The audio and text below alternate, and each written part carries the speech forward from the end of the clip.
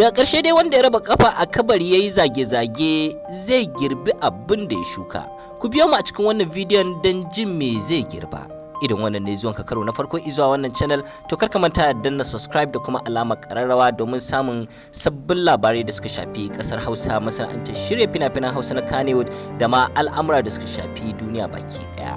Kakakin rundunar 'yan sandan jihar Kano AH Kyawa shi ya sanar da cewa ana dab da mika shi wanda aikata wannan laifi mai suna Abdullahi Dubu, wanda a cewar hukumar 'yan sanda wannan mataki ne ko kuma salo ne da zai iya haifar da fitina a fadin jihar. Babu shakka wannan al'amari ko in ce wannan katobara da wannan dan Daudu ya aikata, wanda ake ikirarin dan Daudu ne, babu shakka ya tada hazo a ƙasa da sama, mana a dandalin sada zumunta dangane da wannan aika da ya aikata, wanda wasu ma suke cewa ko a fim ba su taɓa ganin haka ba. Babu shakka mutane da dama sun tofa albarkacin bakinsu dangane da faruwar wannan al'amari, inda wasu da dama suka buƙaci cewa da lalle ya buƙata, mana lalle ya cancanci a hukunta shi dangane da wannan al'amari don ya zamo izina ga masu sanyin hakanan gaba. To Allah ya kyauta ya kuma kawo ƙarshen wannan masifa.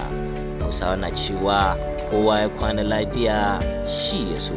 Da haka muka zo ƙarshen wannan bidiyo. Kar ku manta da danna subscribe da kuma alamar ƙararrawa don samun bidiyo na gaba.